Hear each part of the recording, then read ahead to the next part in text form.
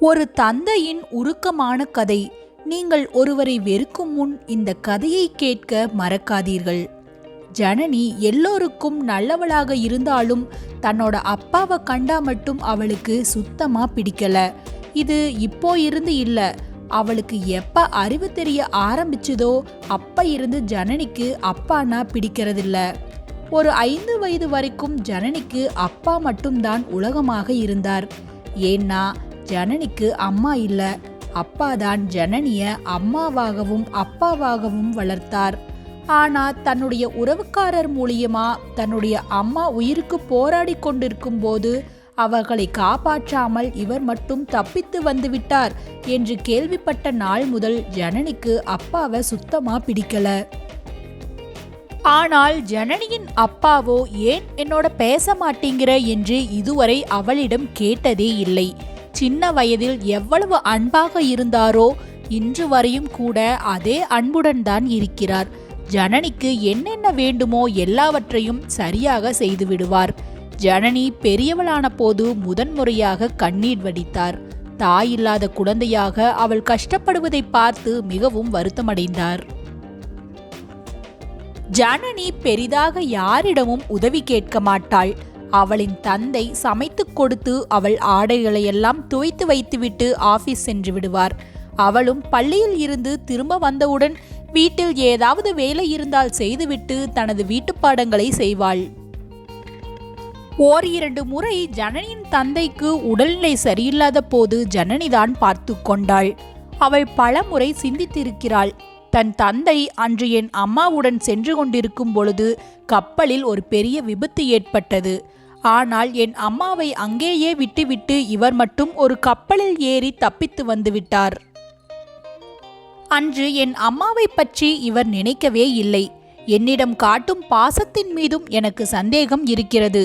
எனக்கும் அப்படி ஒரு நிலைமை ஏற்பட்டால் என்னையும் விட்டுவிட்டு செல்ல மாட்டீர்கள் என்று என்ன நிச்சயம் என்றெல்லாம் பல எண்ணங்கள் அவளுக்குள் ஓடிக்கொண்டேதான் இருந்தது. அவள் பெரிதாக யாரையும் நம்புவதில்லை. ஆனால் அவ்வப்போது தன் தந்தையின் மீது இரக்கம் ஏற்படும் போது அவருக்காக ஏதாவது செய்வாள்.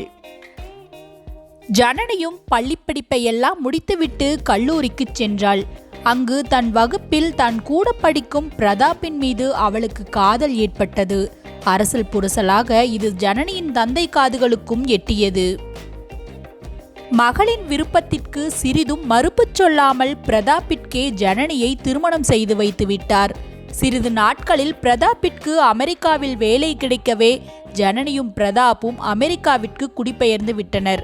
இப்போது ஜனனிக்கு 7 வயதில் ஒரு மகனும் 6 வயதில் ஒரு மகளும் இருக்கிறார்கள். அப்பாவிற்கும் வயதாகிக் கொண்டே போனது. தனிமை பிடிக்காமல் தனது கடைசி காலத்தை எதிர்நோக்கி அவர் காத்து கொண்டிருந்தார். ஜனனியின் தந்தை வாழ்ந்து கொண்டிருக்கும் வீடு அவரும் அவர் மனைவியும் சேர்ந்து வாங்கியது. அதில் பல நல்ல நினைவுகள் இருந்தது. அவரும் அந்த நினைவை அசை போட்டுக்கொண்டே வாழ்க்கையை ஓட்டிக் கொண்டிருந்தார். இறுதியாக ஒரு பனிமூட்டம் நிறைந்த காலை பொழுதில் அவரின் உயிர் உடலை விட்டு பிரிந்தது.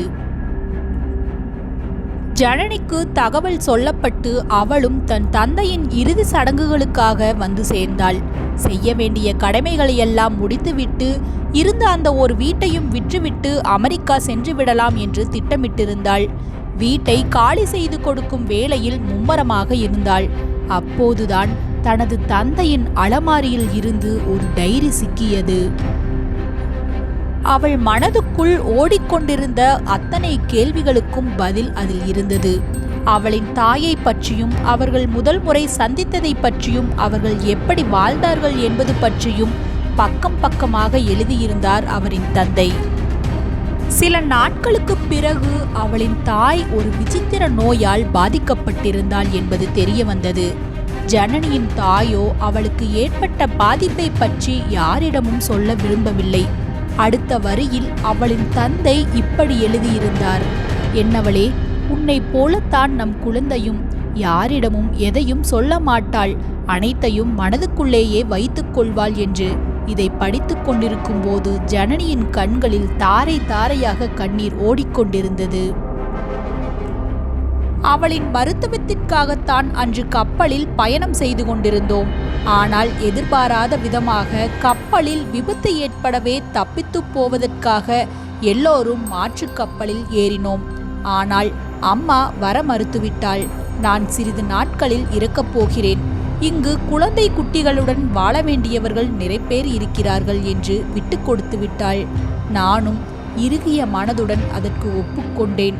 அப்போது என் மனம் எப்படி துடித்திருக்கும் என்று எனக்கு மட்டும்தான் தெரியும். அன்பு மகளின் வாழ்க்கையை நினைத்து இருவரும் எடுத்த முடிவு இதுதான். இந்த நோயால் நான் வெகு விரைவில் இருந்துவிடப் போகிறேன். நீங்கள்தான் நம் அன்பிற்கு அடையாளமான ஜனனியை வளர்த்து ஆளாக்க வேண்டும். தாய்க்கு தாயாக, தந்தைக்கு தந்தையாக நீங்கள் பார்த்து கொள்வீர்கள் என்ற நம்பிக்கை இருக்கிறது. இதோ நான் மகிழ்ச்சியாக உயிரை துறக்கிறேன். உங்களின் கடமைகளை எல்லாம் முடித்துவிட்டு நீங்கள் என்னுடன் வந்து சேரும் நாளுக்காக நான் காத்து கொண்டிருப்பேன் என்று சொல்லிவிட்டு நான் அவளை பிரிந்தேன் என்று எழுதியிருந்தார். இந்த டைரியை கட்டிப்பிடித்து கொண்டு ஜனனி கதறி கதறி அழுது கொண்டிருந்தாள்.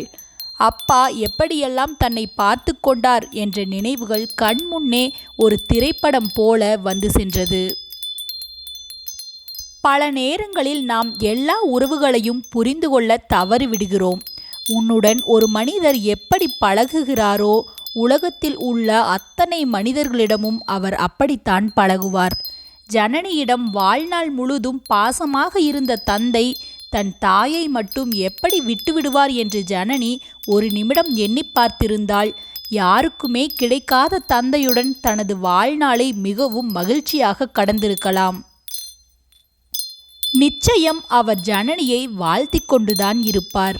ஏனென்றால் அவள் உண்மையான காதலின் பரிசு. இது போன்ற நெஞ்சை வருடும் கதைகளுக்கு ரதீஸ் டாக்கிங் ஷோ அப்படிங்கிற நம்ம சேனலை மறக்காமல் சப்ஸ்கிரைப் பண்ணி எனக்கு சப்போர்ட் பண்ணுங்கள். நீங்கள் கொடுக்குற ஒரு லைக் இந்த கதை நிறைய பேர்த்து சென்றடைய உதவியாக இருக்கும். நண்பர்களுடன் பகிர்ந்திடுங்கள். என்னோடு இணைந்திருங்கள். என்றும் மகிழ்ந்திருங்கள். நான் உங்கள் அன்பு தோழி ரதி.